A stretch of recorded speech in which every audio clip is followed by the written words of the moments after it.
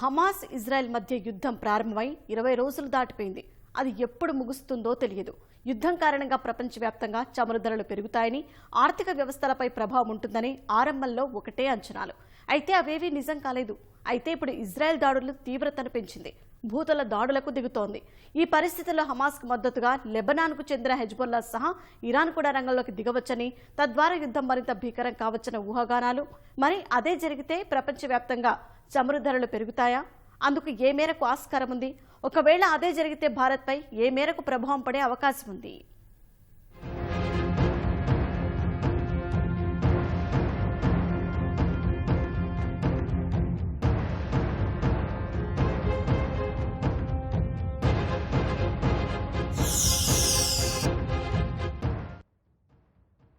రెండు దేశాలు లేదా రెండు వర్గాల మధ్య యుద్ధం జరుగుతుంది అంటే నష్టం వాటికి మాత్రమే పరిమితం కాదు, ఆయా దేశాల మీద ఆధారపడ్డ ఇతర దేశాలకు ఉంటుంది. కారణం ప్రపంచంలోని వివిధ దేశాల మధ్య సాలెగూడులా అల్లుకున్న ఆర్థిక వ్యాపార బంధమే. తమ దగ్గర ఎక్కువగా ఉన్న వస్తువులను లేని దేశాలకు అందిస్తూ, తమ వద్ద లేని వస్తువులను తీసుకుంటూ ఎగుమతులు దిగుమతులు జరుపుకుంటూ ఉంటాయి. అయితే పాలస్తీనా ఉగ్రవాద సంస్థ హమాస్ ఇజ్రాయెల్ మధ్య అక్టోబర్ 7న ప్రారంభమైన యుద్ధం వల్ల ఎగుమతులు దిగుమతులపై ప్రభావం ఉంటుందని, ముఖ్యంగా చమురు సరఫరాలను ఇది ప్రభావితం చేస్తుందని అంచనా వేయగా అవి ఇప్పుడు నిజమయ్యే ప్రమాదం కనిపిస్తోంది. యుద్ధం ప్రారంభమైన నాటి నుంచి హమాస్ ముఖ్య కేంద్రం గాజాపై ఇజ్రాయెల్ వైమానిక దాడులను మాత్రమే కొనసాగించగా ఇటీవల భూతల దాడులతో విరుచుకుపడుతోంది. అటు హమాస్కు మద్దతుగా లెబనాన్కు చెందిన హెజ్బుల్లా ఉగ్ర సంస్థ ఇరాన్ కూడా రంగంలోకి దిగే సూచనలు కనిపిస్తున్నాయి. ఇజ్రాయెల్ భూతల దాడులతో ఇప్పటికే యుద్ధ తీవ్రత పెరగగా హెజ్బుల్లా, ఇరాన్ కూడా రంగంలోకి దిగితే ప్రపంచవ్యాప్తంగా చమురు సరఫరాలపై ప్రతికూల ప్రభావం పడి వాటి ధరలు పెరగవచ్చనే ఆందోళన వ్యక్తమవుతోంది. ఖచ్చితంగా ఎక్కడ ప్రపంచంలో ఎక్కడ ఇలాంటి సంఘటనలు జరిగినా, వార్ ఏ రెండు దేశాల మధ్య జరిగినా అది ప్రపంచ ఆర్థిక వ్యవస్థ ప్రపంచీకరణ ధోరణి ఉన్నటువంటి ఈ సందర్భంలో, ప్రపంచమంతా ఒక కుగ్రామంగా మారినటువంటి ఈ సందర్భంలో, ప్రపంచమంతా కూడా ట్రేడ్ రిలేషన్స్తో ఉన్నటువంటి ఈ సందర్భంలో ఖచ్చితంగా ఈ హమాస్కి ఇజ్రాయెల్కి మధ్య జరుగుతున్నటువంటి పోరు భవిష్యత్తులో అటు లెబనాన్కి, ఇరాన్కి, ఇజ్రాయెల్కి మధ్య పోరుగా మారితే అది ఖచ్చితంగా ప్రపంచ ఆర్థిక వ్యవస్థ పైన పడుతుంది. ప్రత్యక్షంగా పడుతుంది, పరోక్షంగా పడుతుంది. ప్రపంచ చమురు ఉత్పత్తిలో పశ్చిమాసియాదే సింహభాగం. ఈ నేపథ్యంలో యుద్ధం ప్రారంభమైన వెంటనే చమురు ధరలు 4% పెరిగాయి. యుద్ధం కంటే ముందు వారం 8% తగ్గిన ధరలు ఒక్కసారిగా ఎగబాకాయి. బ్రెంట్ బ్యారెల్ చమురు ధర $87.5 చేరింది. ప్రపంచ చమురు ఉత్పత్తి దేశాల్లో ఇరాన్ కూడా ఒకటి. అయితే ఇజ్రాయెల్పై పోరాటం చేస్తున్న హమాస్కు ఇరాన్ మద్దతిస్తోంది. ఆ సంస్థకు ఆయుధాలు కూడా సరఫరా చేస్తోంది. ఇజ్రాయెల్పై హమాస్ ప్రయోగించిన డ్రోన్లు ఇరాన్వే అనే అనుమానాలు వ్యక్తమవుతున్నాయి. లెబనాన్ వేదికగా పోరాటం చేస్తున్న హెజ్బుల్లాకు ఇరాన్ కూడా మద్దతిస్తోంది. అయితే హమాస్ హెజ్బుల్లాకు మద్దతిస్తోందని ఇజ్రాయెల్ ఆరోపిస్తున్నా దీనిని ఇరాన్ ఖండిస్తోంది. ఇప్పటి వరకు యుద్ధంలో ఇరాన్ ప్రత్యక్షంగా పాల్గొనకపోయినా ఒకవేళ పాల్గొంటే మాత్రం పోరాటం మరింత తీవ్ర రూపం దాల్చే అవకాశం కనిపిస్తోంది.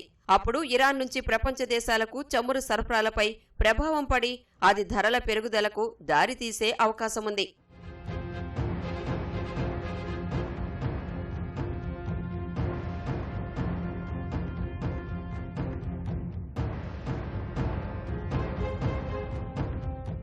గాజాపై ఇజ్రాయెల్ భూతల దాడుల నేపథ్యంలో ఇరాన్ కూడా యుద్ధంలోకి ప్రవేశిస్తే ఇజ్రాయెల్ ఆ దేశంపై దాడులు చేసే అవకాశముంది.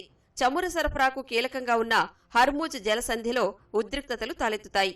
గతంలో ఒకసారి యుద్ధ నౌకలను పంపేందుకు అమెరికా ప్రయత్నించిన సమయంలో ఈ జలసంధిని మూసివేస్తామని ఇరాన్ హెచ్చరించింది.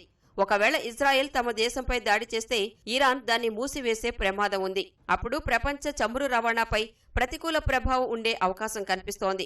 ఇక మరో చమురు ఉత్పత్తి దేశమైన సౌదీ అరేబియా యుద్ధం ప్రారంభంలో ఎవరి పక్షం వహించకుండా తటస్థంగా ఉండే ప్రయత్నం చేసింది. ఆ తరువాత గాజాపై ఇజ్రాయెల్ దాడులను సౌదీ యువరాజు పరోక్షంగా ఖండించారు. ఒకవేళ యుద్ధం మరింత ముదిరితే సౌదీ వైఖరి ఎలా ఉండనుంది అన్నది తెలియాల్సి ఉంది. సౌదీ ఇజ్రాయెల్ను వ్యతిరేకించినా లేకున్నా యుద్ధం తీవ్రమైతే మాత్రం చమురు సరఫరాలు ధరలపై ప్రభావం ఉండేందుకు ఆస్కారం కనిపిస్తోంది.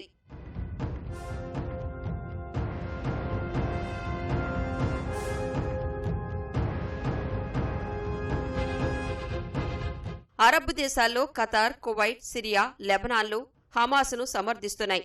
వీటిలో ఖతార్, కువైట్లు కూడా చమురు ఉత్పత్తి దేశాలే. పలు ఇతర అరబ్ దేశాల నుంచి కూడా ప్రపంచానికి చమురు సరఫరా జరుగుతోంది. అయితే హమాస్ను సమర్థిస్తున్న దేశాలు యుద్ధంలో ప్రత్యక్షంగా పాల్గొనకపోయినా సిరియా, లెబనాన్ నుంచి ఇజ్రాయెల్పై రాకెట్ దాడులు జరుగుతున్నాయి.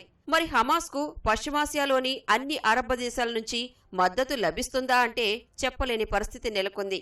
కారణం 50 ఏళ్ల కింద పాలస్తీనాకు మద్దతుగా ఇజ్రాయెల్పై వ్యతిరేకత వ్యక్తం చేసిన దేశాలు ఇప్పుడు అదే తరహాలో స్పందించకపోవడం.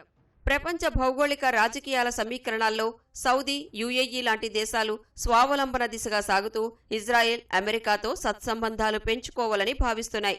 పలు ఇతర అరబ్ దేశాలు సైతం ఇజ్రాయెల్తో వ్యతిరేక వైఖరిని వదిలేస్తూ ఆ దేశంతో ఒప్పందాలు చేసుకుంటున్నాయి. ఈ నేపథ్యంలో సౌదీ సహా అరబ్ దేశాలు ఇజ్రాయెల్కు దగ్గర కాకుండా హమాస్ దాడులకు దిగిందనే వాదన ఉంది. మరి అరబ్ దేశాలు రాబోయే రోజుల్లో ఇజ్రాయెల్తో ఎలాంటి వైఖరి తీసుకుంటాయన్న అంశంపై కూడా చమురు ధరలు ఆధారపడి ఉంటాయి.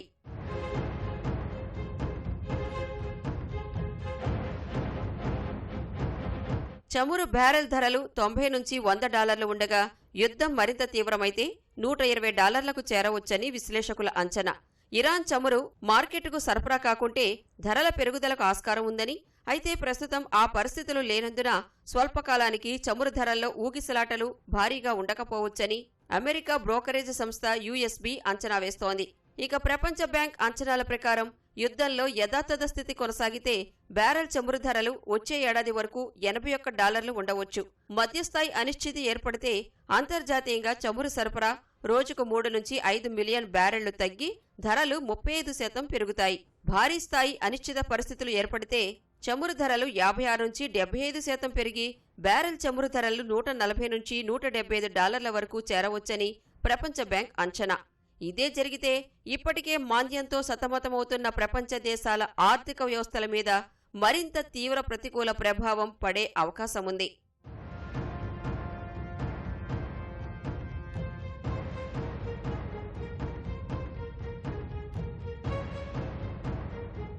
అంతర్జాతీయంగా చమురు ధరలు పెరిగితే భారత్ మీద కూడా ప్రభావం ఉంటుంది.